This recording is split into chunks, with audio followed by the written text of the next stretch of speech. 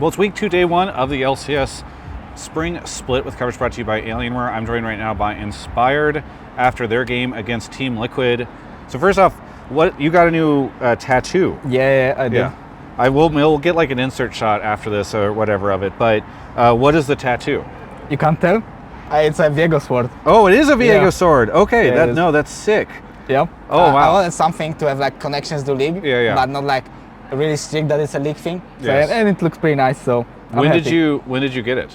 During my long vacation. Yeah. Okay. So let's talk about the vacation because I think this is the first time I've talked to you since you are back. Yeah. What did you do during that time? Did you consider going back to Europe? Like, what was happening? Yeah, I was back in home in Poland for the whole break.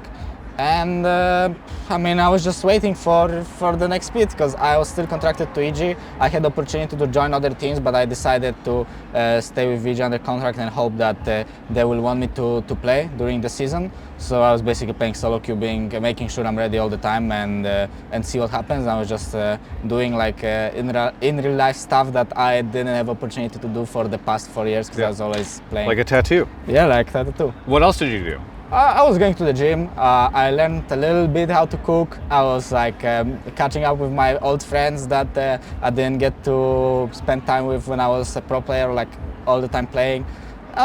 Just like this kind of stuff, like going with my family, because I also usually didn't spend any time with them because I was always away. Just like enjoyed the life. Nice. Well, I'm glad you had a good break. Hopefully it got you rejuvenated. Was it hard to come back? Like, did you feel any dust or anything? How do you feel about how you're doing now? Yeah, it was very weird at the beginning, or like not very weird, but it was a bit weird at the beginning, but I got adjusted really fast because I knew how everything goes. It was just like one split of a break. I think maybe for Bwipo it was harder because like full year and stuff like that. For me, I got adjusted in like 1 week of screaming. I already like felt like I didn't even have a break. The first game on stage was a little bit nervous because I didn't know how I'm gonna perform or how I will be with my nerves, but it was okay. And every next game, I think it was just better. And right now I'm back on track. Like during the game, I feel like I'm really involved and I know what's going on. So like, yeah, my mind in the game is like good. So I think everything is going great. Nice. What's it like playing with FlyQuest? It's different than EG for sure.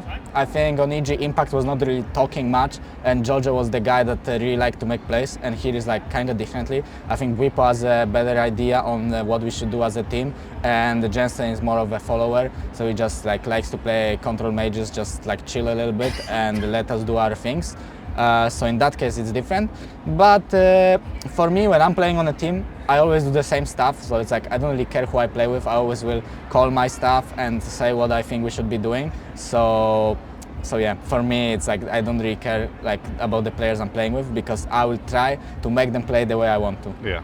Okay, so is that what you've been doing? Yeah, I think right now it's mostly in reviews, me and Bwipo saying how we want to play the game and making sure that our bot lane and mid laner will know what we want to do without like over-explaining, because at the beginning we felt like we have to over-explain everything in order to get on the same page.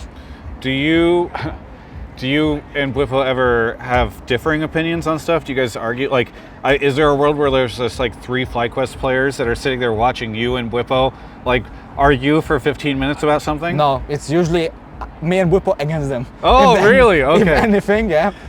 There was not many disagreements. Like the only disagreement that I would have with him is like sometimes a bit rather not fight, and sometimes he sees the angle and he's like, yeah, I think we could have fought there. Yeah. But it's like kind of a rare case. On the most of the stuff, I think we are very similar. And if there is any argument, it's mostly me and Bwipo against the world. Okay.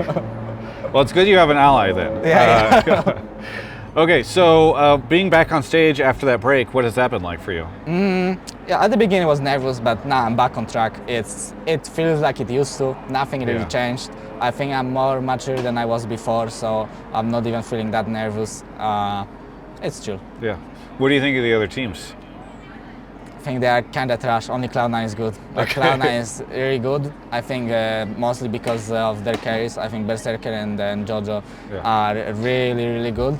But other teams I'm not really scared of. Like honestly, I feel like other teams, if you play your own game, like they will not be able to beat you mechanically.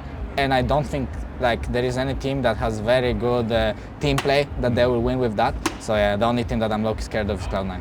Yeah. Is you said all the teams are trash except for Cloud9. Is FlyQuest trash?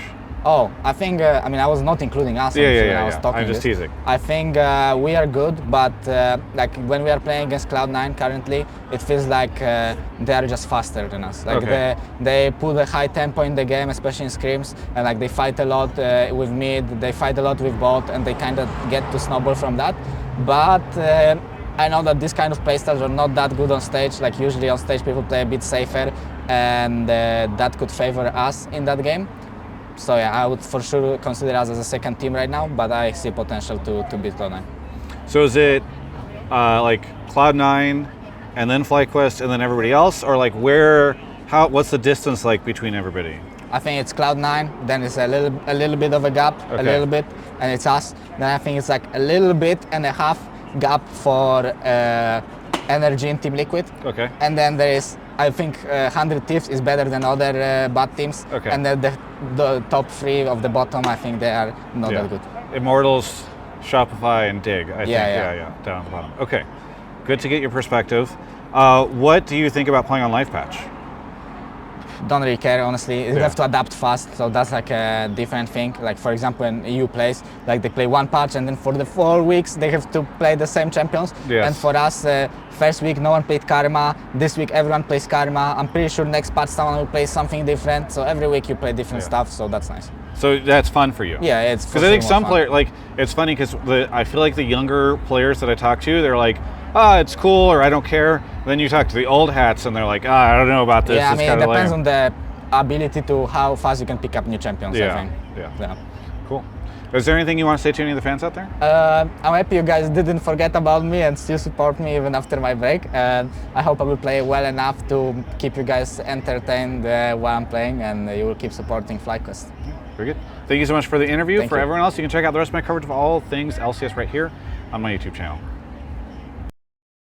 I know many of us have our favorite mouse or keyboard that have probably become a little run down while we're running it down on Summoner's Rift. But guess what? It's a new season and you need to consider switching out those peripherals finally. What if I told you could find both a mouse and a keyboard that were developed in partnership with over 100 professional gamers, including Team Liquid? Take a look at the Alienware Pro wireless gaming mouse and keyboard. And while you're at it, pair them with the incredible new M16R2. Available now, this amazing notebook comes with up to an NVIDIA RTX 4070 GPU and features a brilliant 16-inch QHD plus 2560 by 1600 display with a 240 Hz refresh rate. Thanks so much to Alienware for sponsoring this video, and be sure to check out the link in the description below.